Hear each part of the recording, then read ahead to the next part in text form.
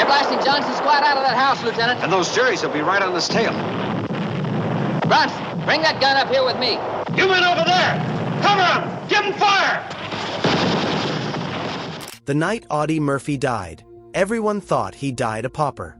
What they didn't know was that Audie Murphy had not totally squandered all of his wealth. Even though his divorce had cost him a fortune, and he had made some bad financial investments with a lot of debt hanging around, something unexpected happened. Something that changed everything and made his entire family become millionaires. What was this unexpected twist of fate and fortune? Join us in this video as we dive into the details. Audie Murphy's tragic early life. Audie Murphy was born on the 20th of June 1925 in Kingston, a tiny farming town tucked away in Hunt County, northeastern Texas. He was the seventh of 12 children born to Emmett and Josie Murphy, a struggling sharecropper couple of English, Irish, Scottish, and German roots. Life was tough from the start. Though the Army would later list his birth year as 1924, evidence from friends, records, and Murphy himself confirms it was actually 1925. From a young age, Audie was quiet, intense, and had a temper. He grew up moving around the rural towns of Farmersville, Greenville, and Celeste, where he attended elementary school until he couldn't anymore. His father was in and out of their lives, eventually disappearing for good. With no one else to depend on, Audie left school in the 5th grade. At just 10 years old, he began working in the cotton fields, earning $1 a day. To keep food on the table, he taught himself how to shoot, often bringing home small game to feed his younger siblings. Then came the blow that changed everything. In 1941, his mother, Josie, fell terribly ill and was diagnosed with endocarditis and pneumonia. She could not survive the illness. Before her passing, she had been the anchor of the family, and her passing was not just devastating. It would set the pace for the next phase of Audie's life. Because Audie was just 16 at the time and had nowhere to turn, local authorities sent his 3 youngest siblings to a Christian orphanage in Quinlan called Bowles Children's Home, and Audie, barely more than a child himself, took whatever jobs he could, fixing radios, working at a local general store and gas stations to stay afloat. Years later, after returning home from the war as a national hero, he'd buy a house in Farmersville for his eldest sister, Corinne, and her husband. His siblings would come together again under that roof. But the loss of his mother would haunt him for the rest of his life. Winding down, a soldier turned actor.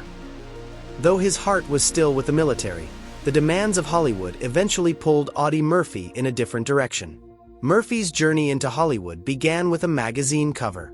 In July 1945, the world saw Murphy's face on the cover of Life magazine, labeled America's Most Decorated Soldier. That issue caught the attention of actor-producer James Cagney, who invited Murphy to Hollywood.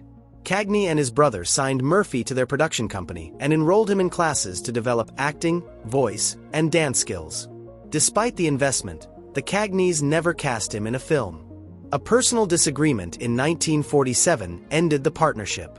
Determined not to give up, Murphy found new support. He worked with Estelle Harmon, a respected acting coach, and practiced diction by reciting Shakespeare and William Saroyan. Meanwhile, he lived modestly at Terry Hunt's athletic club in Hollywood while trying to break into the industry. It was a screenwriter named David "Spec" McClure who helped open the next door. They became close friends and eventually co-authored Murphy's 1949 memoir, To Hell and Back. McClure used his Hollywood connections to get Murphy a $500 bit part in Texas, Brooklyn in Heaven, 1948, Murphy's first taste of life in front of the camera. By then, Murphy was dating actress Wanda Hendricks, whom he met in 1946. Through her talent agent, he landed a small role in Beyond Glory, alongside Alan Ladd.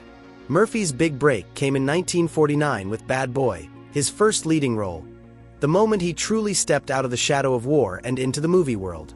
Though not a musician, Murphy had a deep love for country music, especially Bob Wills and Chet Atkins. His interest in poetry surfaced when McClure found verses Murphy had written. One of them, The Crosses Grow on Anzio, appears in the book under a pseudonym. Two others, Alone and Far Removed, and Freedom Flies in Your Heart Like an Eagle, also survived. The latter became a song called Dusty Old Helmet, set to music by Scott Turner. Turner and Murphy became songwriting partners from 1962 to 1970, creating songs including Shutters and Boards and When the Wind Blows in Chicago, both of which found success in the country music world. What do you think about Audie e Murphy esse fortune? Let us know in the comments below. Outro. Thank you for watching. We hope you found it interesting. Don't forget to like and subscribe.